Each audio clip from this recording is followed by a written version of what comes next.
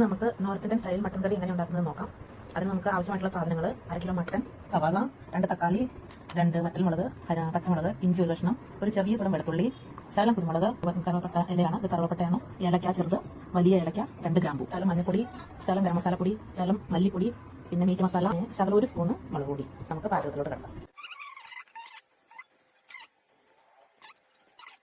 നമുക്ക് ഉണ്ടാക്കുന്നത് എങ്ങനെയാണെന്ന് നോക്കാം. ചീനച്ചട്ടിയിലോട്ട് നമുക്ക് ആവശ്യത്തിനുള്ള എണ്ണ ഒഴിക്കാം. അതിലോട്ട് നമുക്ക് 2 വറ്റൽമുളക്, 2 വലിയ ഏലക്ക, ചെറിയ ഏലക്ക 2 എണ്ണം, 2 ഗ്രാമ്പൂ, ഒരു കറുവപ്പട്ടയുടെ ഇല, ഇത്രയും സാധനങ്ങൾ നമുക്ക് മൂപ്പിക്കാം. ഇത് നന്നായിട്ട് മൂത്തു. ഇനി നമുക്ക് അതിലോട്ട് നമ്മൾ ഒരു സവാള ഉണ്ടാക്കിയിട്ട് ഇടാം. പച്ചമുളക് 2 എണ്ണം. സവാള നമ്മുടെ മൂത്തു. ഒരുപാട് മൂപ്പിക്കണ്ട, വലിയൊരു ബ്രൗൺ കളർ ആയാൽ മതി.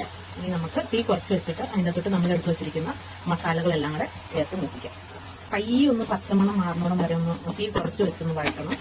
അരച്ച് വെച്ചിരിക്കുന്ന തക്കാളിയും സവാളയും വെളുത്തുള്ളിയും ഇഞ്ചിയും പച്ചമുളകും കുരുമുളകും ഇത്രയും നമ്മൾ അരച്ച് വെച്ചാണ് ആ മസാലയുടെ ഉണ്ടാക്കിയിട്ട് ചേർക്കാം. മസാല പച്ചമണം എല്ലാം മാറി നന്നായിട്ട് മൂപ്പിച്ചെടുക്കാം. നമ്മുടെ മസാല വെള്ളം പറ്റി നന്നായിട്ട് എണ്ണയെല്ലാം മുകളിൽ തെളിഞ്ഞ് നന്നായിട്ട് വെള്ളം പറ്റി നന്നായിട്ട് മൂത്ത് മസാല. ഇനി നമുക്ക് അതിനകത്തോട്ട് മട്ടൻ ഇടാം. ഇത് നമുക്ക് നന്നായിട്ട് ഇത് ഇളക്കി മസാലയോട് ജോലിപ്പിക്കാം. ഇനി നമുക്ക് ഇതിലോട്ട് ആവശ്യത്തിനുള്ള ഉപ്പ് ചേർക്കാം. അപ്പൊ വഴറ്റി കൊടുക്കണം. വെള്ളം പറ്റി ഇനി നമുക്കിത് ഒരു കുക്കറിലോട്ട് മാറ്റി വേവിക്കാം. ഒരു വിസിൽ വന്നു. ഇനി നമുക്ക് തീ കുറച്ച് വെക്കാം. 15 മിനിറ്റ് കഴിഞ്ഞിട്ട് ഒരു വിസിലും കൂടെ വന്നിട്ട് വേണം നമുക്ക് ഓഫ് ചെയ്യാൻ. ഇനി നമുക്ക് ഗ്യാസ് ഓഫ് ചെയ്യാം. കുക്കർ നോക്കാം. പ്രഷറൊക്കെ മൊത്തം തീർന്നു. നമുക്കിനി കുക്കർ തുറന്ന് നോക്കാം.